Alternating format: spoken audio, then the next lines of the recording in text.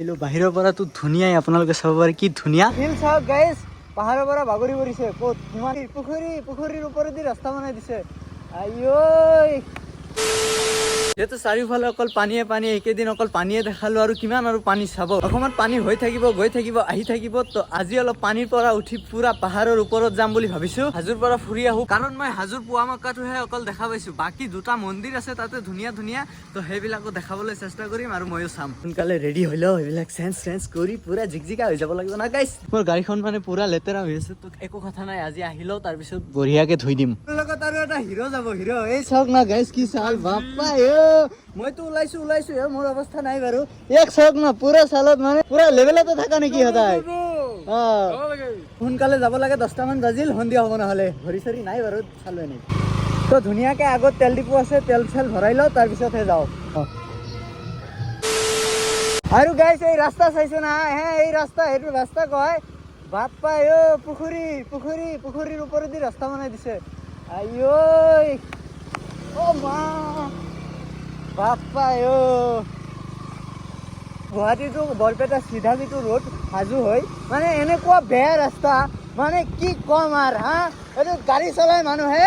তো গাইজ কোনোবা যদি চৰকাৰী মানুহে চাই আছে, এই ৰাস্তাটো অলপ বহল কৰিবলৈ চেষ্টা কৰিব আৰু ভাল কৰিব। আৰু পুখুৰীৰ মাজত ৰাস্তা বনাই থৈ দিছে। বহুত দিন পিছত একদম হেলমেট চেলমেট পিন্ধি হাত মোজা চোজা লগাই একদম ৰাইড কৰি আছো না, অলপ ৰাইডাৰ ফিল আহি গৈছে। কিন্তু যিহে বতৰ দেখা পাইছো, ডাৱৰীয়া বতৰ, বৰষুণ নাহিলেই হ'ল। আৰু সোনকালে যাওঁ বলক।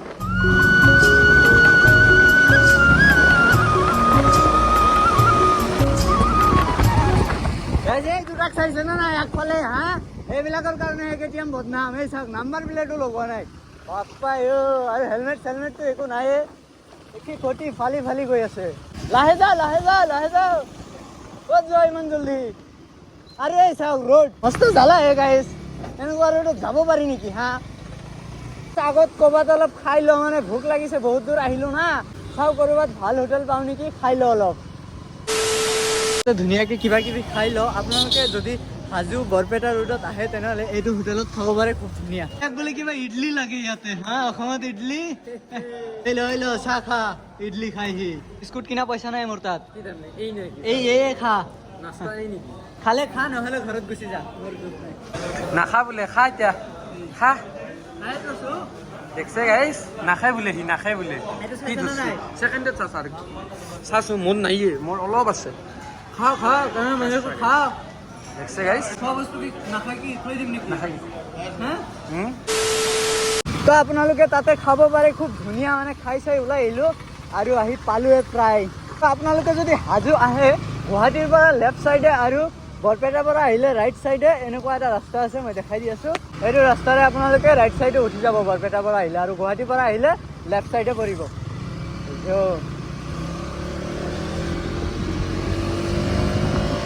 অলপ ৰখি দিলোঁ, কাৰণ বহুত দূৰ গাড়ী চাড়ী চলাই আহিছোঁ না, অলপ ভাগৰ লাগিছে। আৰু ইয়াতে যদি আপোনালোকে নিজা গাড়ী লৈ নাহে, এইফালৰ পৰা গাড়ী চাড়ী ভাড়া কৰি আপোনালোকে ওপৰত যাব পাৰে, কাৰণ ইয়াৰ পৰা বহুত দূৰ যাব লগা আছে। এইকেইদিন পুৰা বৰষুণ হৈ আছিল না, সেইকাৰণে পাহাৰৰ পৰা মানে মাটি চাটি অলপ ৰাস্তাত আহি পৰিছে, সেইকাৰণে অলপ লাহে যাব দিছে। পিছলি পৰিলে আৰু বেয়া হ'ব কথাটো। আৰু চাওক পুৰা পিছল ৰোড, এই চাওক। কি পোষ্ট দিয়া আৰম্ভ হ'লে নেকি? ৰচোন তোৰ ড্ৰেছটো এইটো আমাৰ গাঁৱৰ যে আছিলে এই জেহৰুল পাগলা, সেইটো ড্ৰেছ নহয় নেকি? পেলাই দিছিল, নতুন কাপোৰ দিছে সিয়াক বেলেগে, সেইযোৰো নহয়। বলক এতিয়া লাহে ওপৰ ফালে যাওঁ।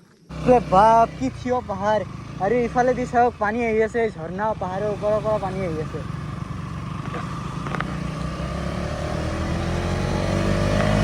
গাইছ মানে যিমানে ওপৰ ফালে গৈ আছো, মানে মোৰ কাণটো বন্ধ হৈ আহি আছে। মানে গাইছ আমাৰ পুৱামক্কাটো বেছি একদম বহুত পাহাৰৰ ওপৰত নহ'লেও ভালেমান ওখ পাহাৰৰ ওপৰতে আছে। এই ইয়াতে চাওক ৰাইডৰ চাইডত টাৰ্ণিং গৈ আছো পাহাৰৰ একা বেকা ৰাস্তাৰ মাজেদি। শেষ হোৱা নাই দেই, ৰাস্তা দূৰ আছে।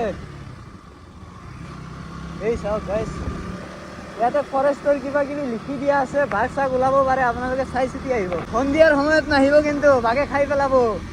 হিল চাওক গাইছ, পাহাৰৰ পৰা বাগৰি পৰিছে। ক'ত কিমান ডাঙৰ হিল বাপ্পা। গাইছ আহি আছো, ৰাস্তা শেষ হোৱাৰ নামে লোৱা নাই। আৰু যিমানে ওপৰ ফালে গৈ আছো, ৰাস্তাবিলাক মানে সৰু হৈ গৈ আছে। আৰু চাওক এই পানী পাহাৰৰ ওপৰৰ পৰা বৈ আহি আছে। তো আপোনালোকে এতিয়া এই বৰষুণৰ টাইমত আহিলে অলপ সাৱধানে আহিব, লাহে লাহে যাব।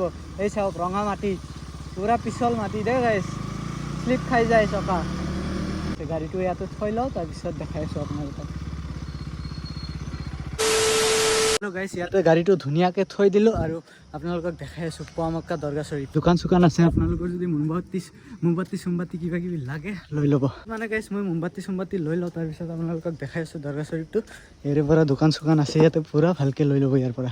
পিছফালে আছে মাজাৰটো, আৰু ইফালে আপোনালোকে গৈ একদম অজু চজু কৰি আহিব।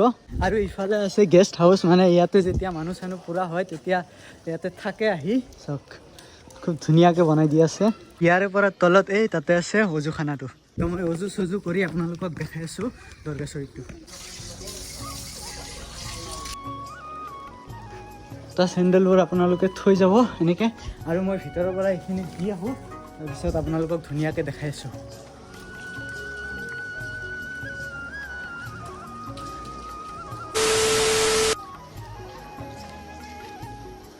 ভিতৰত মই মোমবাতি চোমবাতি লগাই থৈ আহিলোঁ। বাহিৰৰ পৰাতো ধুনীয়াই, আপোনালোকে চাব পাৰে কি ধুনীয়া, কিন্তু ভিতৰত গ'লেহে গম পাব আচল ধুনীয়া কি। ভিতৰত মানে কেমেৰা চেমেৰা এলাও নাই, সেইকাৰণে লৈ যাব পৰা নাই।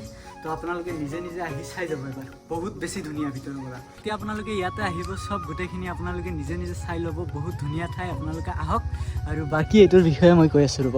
পোৱামক্কা দৰগা শ্বৰীফটো যিটো পাহাৰৰ ওপৰত আছে, এইটো মানে অৰুণাচল পাহাৰ বুলি কোৱা হয়। আৰু ইয়াতে মানে শ্বেখ জালালুদ্দিন আউলিয়া আৰু কেইজনমান আউলিয়াই মিলি ইয়াতে ইছলাম ধৰ্ম প্ৰচাৰ কৰিছিল। তেওঁলোকৰ মৃত্যুৰ পিছত তেওঁলোকক ইয়াতে ৰখা হৈছিল। লিখিত লিপি আছে, সেই লিপি মতে মোগল সম্ৰাট শ্বাহজাহানৰ ৰাজত্ব কালত লুৎফুল্লাহ চিৰাজী নামৰ এজন মুছলিম ধৰ্মৰ মানুহে 1657 চনত এই মাজাৰটো নিৰ্মাণ কৰিছিল। হৈছে এই ওপৰত খুব ধুনীয়া মাজাৰ। মই যিখিনি কথা ক'লোঁ এইখিনি ক'বাৰ পৰা শুনি কৈছোঁ। আপোনালোকক যদি কিবা ভুল হৈছে ক্ষমা খোজো। আগতে ভুল হ'লে অলপ কমেণ্ট কৰি শুধৰাই দিব। ইয়াৰ পৰা এতিয়া যাওঁ, মানে তলত আৰু দুটামান ধুনীয়া ধুনীয়া মন্দিৰ আছে, সেইটো ভিডিঅ' মই নেক্সট ভিডিঅ'ত দি আছোঁ। এই ভিডিঅ'টো যদি ভাল পালে লাইক কমেণ্ট শ্বেয়াৰ এটা কৰি দিব। Thank U.